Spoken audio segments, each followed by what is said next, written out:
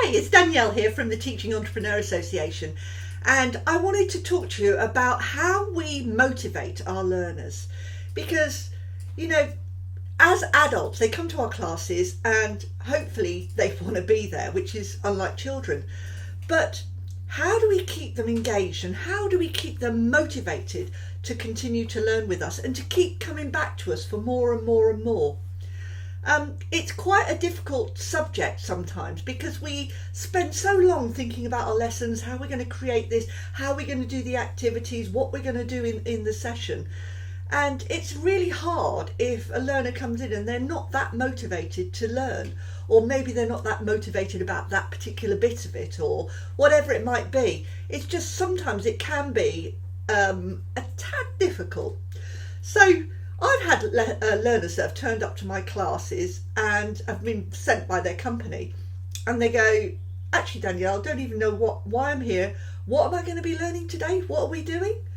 So, that can be a little bit disconcerting. So what I thought I would do is just help you and support you by giving you 3 ways that I use to motivate my learners, and I hope this will help you too. So, my first one, you can probably imagine, is all about having fun. Now, I think that people learn so much better if they're having a bit of fun. It doesn't mean inappropriate fun, and it doesn't mean, messing about and all of that. But appropriate fun and laughter in a lesson really can engage a student. Well, all students can really engage our students and make the whole environment, the learning environment that they're in, comfortable and supportive. So I try to use a lot of activities. I use quite a few games, and I use prizes. Somebody will get a Mars bar as a prize or something like that, or I put students in 2 teams off against each other. It just gives a bit of lightheartedness to what they're learning, but the key is that they're learning. I wanted to give you an example of this. So in one of my classes, I have to teach legislation. It's part of the course that we do. The awarding body, Ofqual, the government, want us to talk about legislation, quite rightly so. But one of the things that we talk about is the Equalities Act 2010 and other bits of legislation, and it can get a tad boring. And I thought for ages and ages and ages, how can I get this across in a fun way instead of saying, right, this is the Health and Safety at Work Act, these are the 9 strands of the Equalities Act and all the other bits and pieces that you have to add in.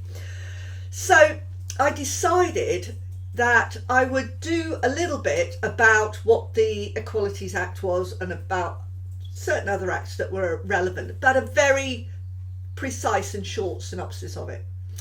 And then I sent the students out for a cup of tea, and then when they came back, I'd set the classroom out as a courtroom, and I had some wigs and a gavel for the judge.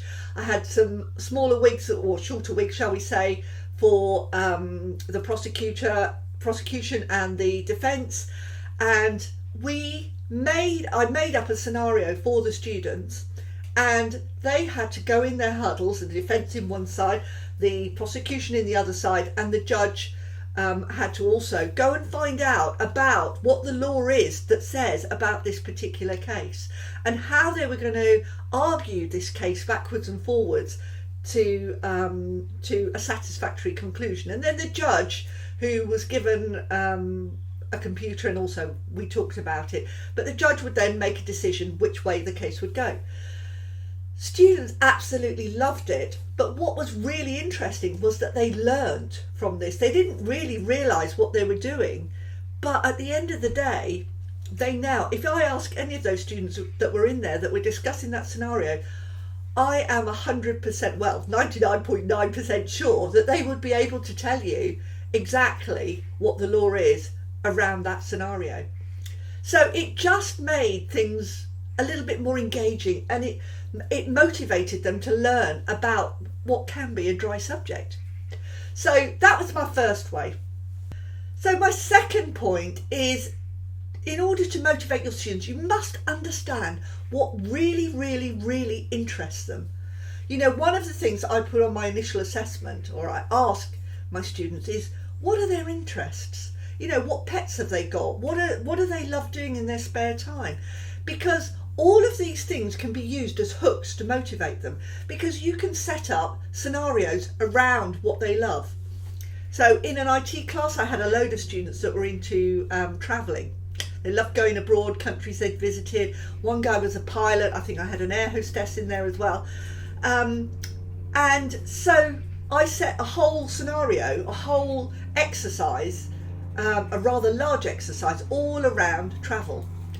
And because they were interested in it, it motivated them to learn. It was brilliant.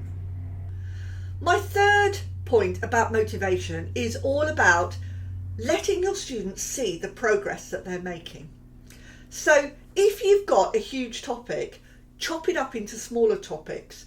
Make their learning goals smaller, but they all add up to one big learning goal. Because if students can see how they are progressing and the impact that their learning is having, they're far more likely to be motivated to learn if they can see the increments in what they're doing. Yourself, if you're doing a study of some kind and you can see, okay, so I've got to do 6 modules and this module are finished, I'm halfway through that one, I've only got this bit to do to get to the end of that one. It does give you a sense of motivation, oh yeah, I'm going to do this, I'm going to get to the end. So letting your students see the progress, I think, is so important.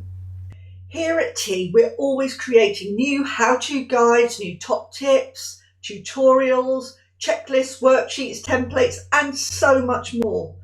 The reason we do this is to help you learn and progress further and to really nail what I've been talking about. Don't forget, click on the link below to receive yours and to take this topic to the next level. So I hope this has been useful. 3 little tips there to help you motivate your students. The other thing is, as always, I've got some more top tips in my guide. So if you want that, just click on the link and I'll send it to you. So I hope you've enjoyed that and it's been useful. Till next time.